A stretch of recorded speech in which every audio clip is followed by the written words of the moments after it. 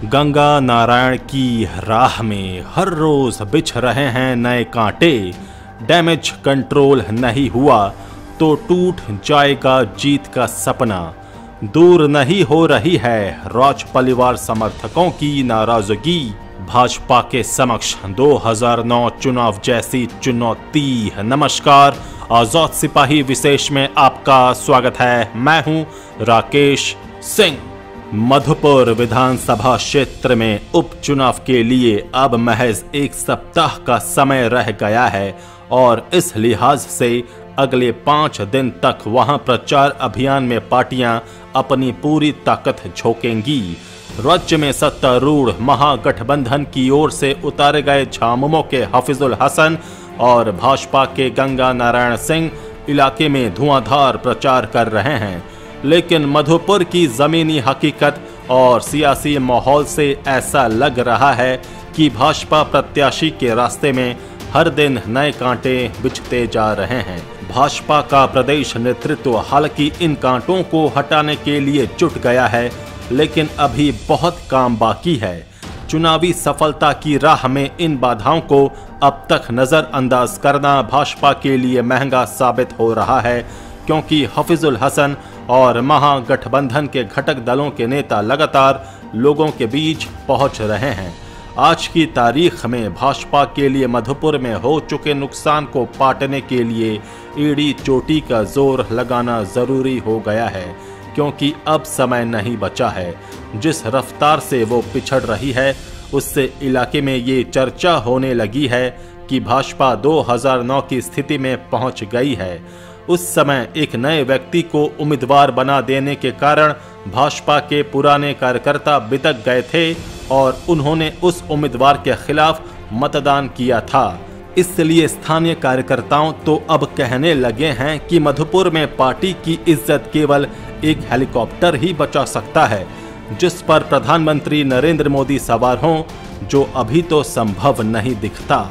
मधुपुर की आज के सियासी माहौल पर आजाद सिपाही के राजनीतिक टीकाकार राहुल सिंह की विशेष रिपोर्ट। मधुपुर में 9 अप्रैल की सुबह अखबारों की सुर्खियों पर नजर डालने के बाद पेशे से अधिवक्ता लक्ष्मण शर्मा ने उपचुनाव की बजाय गोड्डा में हुई घटना पर बात करना उचित समझा। शुरुआत से ही भाजपा के कट्टर समर्थक रहे शर्मा जी ने उपचुनाव की बाबत पूछने पर साफ कहा कि पार्टी एक युग पीछे की हालत में पहुंच गई है।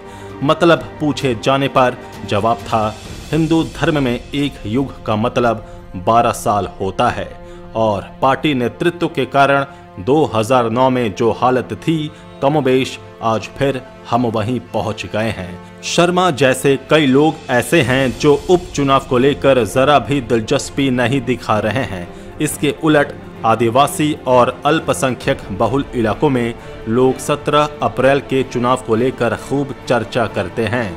वे हफीजुल हसन और गंगा नारायण सिंह के बीच की तुलना भी करते हैं और हाजी हुसैन अंसारी के साथ राज परिवार को भी याद करते हैं।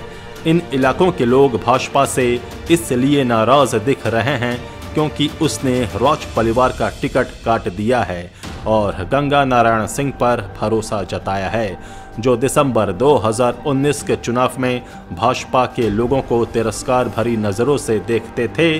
पेशे से किसान विश्वंभर झा कहते हैं कि आखिर भाजपा ब्राह्मण विरोधी क्यों हो गई है। उसे कौन सी ऐसी जड़ी सुंघा दी गई है जो वो अपने परंपरागत वोट को खोने के लिए तैयार हो गई। कुछ ऐसी ही बात शिक्षक अखिलेश राय भी कहते हैं। वो कहते हैं भाजपा ने एक ऐसे नेता को भूमिहार मतदाताओं को गोलबंद करने का जिम्मा सौंपा है जो अपने इलाके में भूमिहारों को कोसता है ताकि दलितों का वोट हासिल किया जा सके। मधुपुर में जातीय गोलबंदी का ये तिलिस्म हर दिन गहराता जा रहा है। महागठबंधन के नेता और प्रत्याशी इस गोलबंदी के भीतरी हिस्से तक पहुंच चुके हैं, जबकि भाजपा अभी इसके दरवाजे पर दस्तक ही दे रही है। मधुपुर विधानसभा क्षेत्र में 3,21,000 से अधिक मतदाता हैं। इनमें 1,59,000 पुरुष और 1,52,000 महिला हैं। जहां तक जातीय समीकरण का सवाल है तो यहां अल्पसंख्यक समुदाय के करीब 94,000 मतदाता हैं, जबकि दलित मतदाताओं की संख्या 55,000 के करीब है।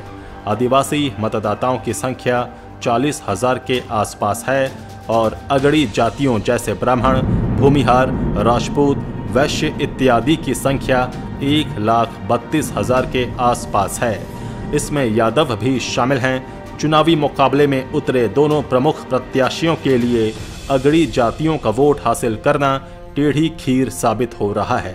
हफीजुल हसन के लिए अल्पसंख्यकों और आदिवासियों का वोट पाना आसान लग रहा है, जबकि भाजपा अगड़ी जातियों का समर्थन हासिल करने के लिए हाथ पैर मार रही है।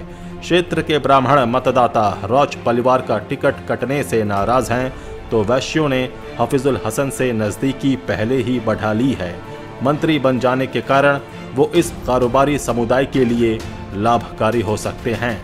यादव मतदाताओं का जो साथ गंगा नारायण सिंह को 2019 में मिला था, वो अब दरकता दिख रहा है, क्योंकि उनकी कार्यशैली इस समुदाय के मनमाफिक नहीं है।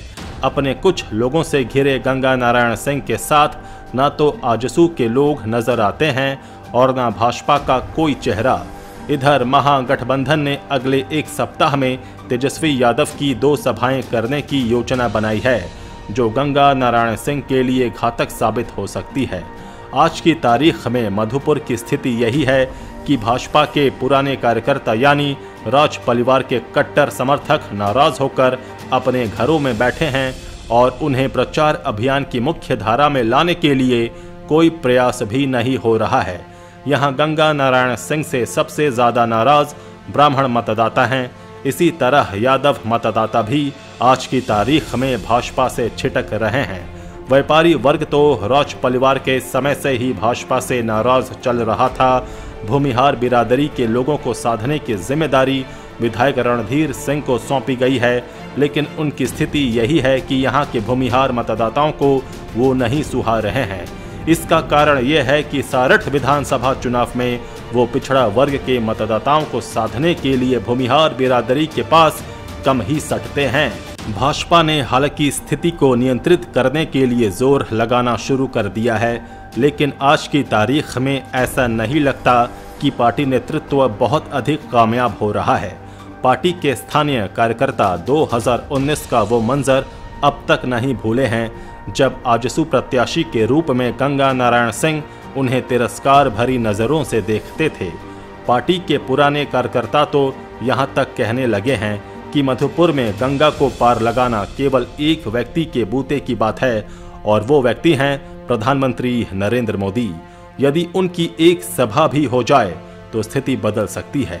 इतना ही नहीं, 2019 में गंगा नारायण के लिए काम करने वाले आजसू के कार्यकर्ताओं को भी इस बार तरजीह नहीं मिल रही है, जिससे वे निराश हैं। अब ये भाजपा नेतृत्व पर निर्भर करेगा कि वो राज परिवार और उनके समर्थकों को कितनी जल्दी मनाता है और उनकी मदद ले पाता है।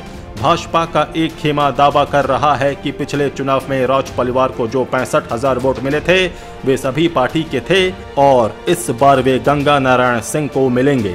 इसलिए उपचुनाव में राज परिवार की उतनी अहमियत नहीं है, लेकिन ये खेमा उस रुकावट की तरफ से आंखें मूंद लेता है जो राज परिवार के समर्थक के रूप में सामने हैं। इन्हें चुनाव कार्य में लगाना जरूरी है ताकि वे भटक न जाएं। वैसे मधुपुर में भाजपा अभी तक फुल फ्लेज में दिखती भी नहीं है। बाबूलाल मरांडी और सांसद निशिकांत दुबे की उपस्थिति जरूर उल्लेखनीय है, लेकिन राज परिवार के समर्थकों को निशिकांत दुबे की उपस्थिति खटक रही है। वे साफ साफ कह रहे हैं कि निशिकांत दुबे ने ही राज परिवार का टिकट कटवाया है। कुल मिलाकर मधुपुर में राज परिवार का टिकट कटने से अभी तक तो डैमेज ही दिख रहा है। ये कंट्रोल कैसे होगा ये तो भाजपा ही जान सकती है, लेकिन आज की तारीख में गंगा नारायण सिंह की गाड़ी सरपट नहीं भाग रही है। दूसरी तरफ महागठबंधन उम्मीदवार हफीजुल हसन हर दिन अपने आधार वोट बैंक में इजाफा कर रहे हैं। महागठबंधन का संगठित तरीके से प्रचार अभियान हर दिन एक मुकाम पा रहा है। कुल मिलाकर मधुपुर का रण सियासत के दिलचस्प मोड़ पर पहुंचता नजर आ रहा है। कल क्या होगा ये अभी नहीं कहा जा सकता, लेकिन आज के मधुपुर की यही हकीकत है। और इस पर भाजपा को मंथन करना चाहिए ताकि उपचुनाव में जीत का उसका सपना पूरा हो सके। आजाद सिपाही के विशेष में अभी इतना ही। खबरों की और भी अधिक जानकारी के लिए आप पढ़ते रहिए अपना लोकप्रिय दैनिक अखबार आजाद सिपाही। आप हमारे इस YouTube चैनल को जरूर सब्सक्राइब करें। आप हमारे फेसबुक पेज को भी जरूर लाइक करें। जुड़े रहिए आजाद सिपाही के साथ। धन्यवाद।